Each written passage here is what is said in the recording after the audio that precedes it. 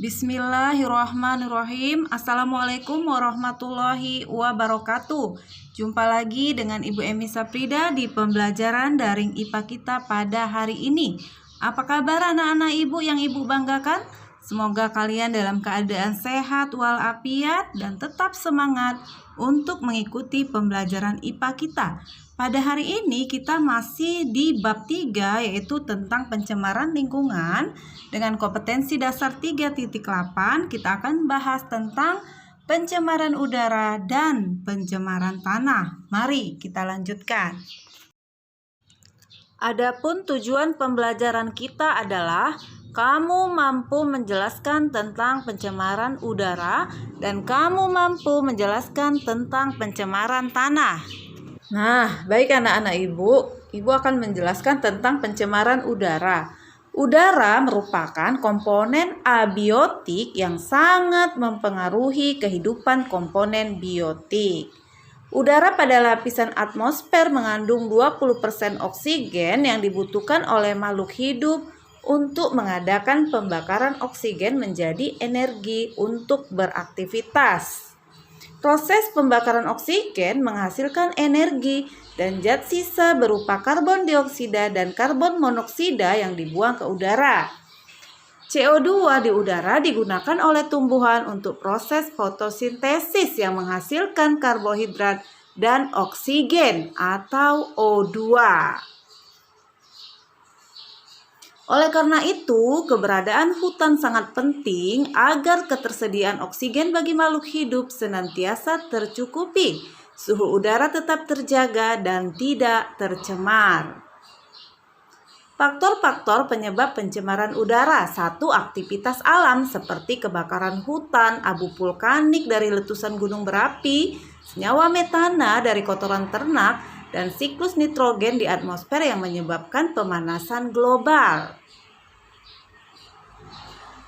Yang kedua, aktivitas manusia seperti pembakaran sampah, asap-asap industri, asap kendaraan, asap rokok, senyawa kimia buangan misalnya freon atau CFC dari AC dan kulkas. Ya, jadi itu adalah karena aktivitas manusia.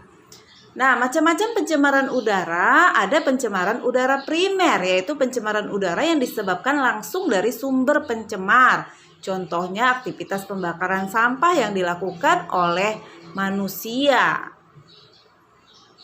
Yang kedua, pencemaran udara sekunder, yaitu pencemaran udara karena reaksi antara substansi-substansi pencemar udara primer yang terjadi di atmosfer.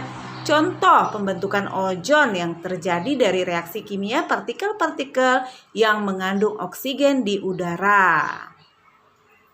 Nah, dampak pencemaran udara apa saja bagi kesehatan ya, Nak? Yang pertama, menurunnya kualitas udara akibat pencemaran menimbulkan berbagai penyakit infeksi saluran pernapasan akut atau ISPA dan emfisema, yaitu kesulitan pengangkutan oksigen karena kesulitan mengikat oksigen akibat tingginya kadar karbon monoksida di udara.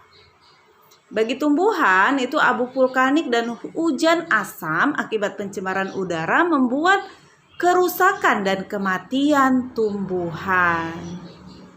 Nah, yang ketiga, efek rumah kaca, yaitu konsentrasi CO2 dan CO atau karbon monoksida yang tinggi di atmosfer memicu terjadinya lapisan yang menahan panas bumi keluar, sehingga panas yang ditimbulkan bumi akan terkungkung seperti dalam rumah kaca.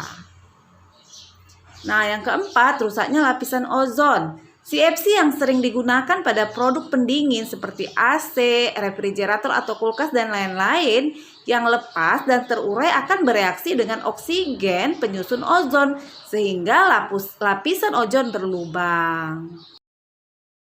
Jadi anak-anak Ibu, pengertian pencemaran udara ini adalah suatu kondisi di mana kehadiran satu atau lebih substansi kimia, fisik, atau biologi di atmosfer dalam jumlah yang membahayakan, yaitu berbahaya bagi kesehatan manusia, hewan, dan tumbuhan, mengganggu estetika dan kenyamanan, atau merusak properti. Nah, itulah pengertian pencemaran udara. Pencemaran udara ini merupakan salah satu dari jenis pencemaran lingkungan ya, selain dari pencemaran air dan pencemaran tanah yang sudah kita bahas ya, pencemaran air ya. Nah, anak-anak, kita lanjutkan pencemaran tanah, yaitu keadaan tanah di mana bahan kimia buatan manusia masuk dan mengubah lingkungan alami dari tanah ya. Nah, kita lanjut, apa penyebab pencemaran tanah? Yang pertama, limbah domestik, limbah dari kegiatan rumah tangga, hotel, kantor, pasar, dan sebagainya. Yang kedua, limbah industri, limbah dari kegiatan produksi di pabrik-pabrik. Ya. Nah, yang ketiga, limbah pertanian, yaitu limbah dari kegiatan pertanian ya. Contohnya sisa pupuk urea dan pestisida yang membuat tanah keras dan tandus. Nah, dampak pencemaran tanah yang pertama pada kesehatan manusia, karena polutan tanah yang masuk ke tubuh menyebabkan rusaknya organ, bahkan kematian. Contoh, timbal pada tubuh anak akan merusak otak dan ginjal pada seluruh populasi. Yang kedua, perubahan ekosistem, yaitu karena perubahan metabolisme organisme dan arthropoda yang hidup di tanah, serta musnahnya beberapa spesies primer dari rantai makanan. Bagaimana upaya mengatasinya? Yang pertama ada teknik remediasi. Remediasi itu adalah teknik kegiatan membersihkan permukaan tanah yang tercemar. Teknik remediasi itu dibagi menjadi dua, yaitu in situ. In situ berarti pembersihannya langsung di tempat. Sedangkan ex situ berarti pembersihannya dilakukan di tempat yang lain. Kemudian menggunakan mikroba. Mikroba ini namanya bioremediasi. Tanah yang sudah tercemar itu bisa dikembalikan ke kondisi asalnya dengan cara menambahkan mikroba namanya Pseudomonas. Yang ketiga yaitu menggunakan pupuk yang ramah lingkungan. Seperti apa jenisnya? Pupuk yang ramah lingkungan berarti pupuk yang bukan berasal dari bahan-bahan kimia. Pupuk yang ramah lingkungan contohnya pupuk kompos. Dan kita buat dari limbah organik, sisa sayuran, bumbu dapur, atau kotoran hewan. Itu bisa dijadikan pupuk kompos. Selain aman juga ternyata menghasilkan hasil yang lebih memuaskan, tanamannya lebih subur. Kemudian meminimalisir penggunaan plastik. Ya, karena plastik itu suka terurai, maka penggunaannya harus kita batasi. Ya, plastik yang bisa didaur ulang bisa kita daur ulang menjadi tas, dan tas itu bisa kita bawa ketika kita belanja, sehingga itu akan menghemat penggunaan plastik.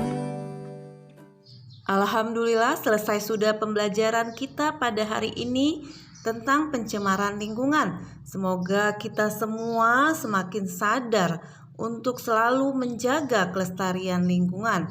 Baik anak-anak ibu, untuk tugas silakan kamu lihat di WA atau Google Classroom. Kita akhiri dengan wabillahi taufiq wal hidayah. Assalamualaikum warahmatullahi wabarakatuh. Selamat pagi, salam sehat.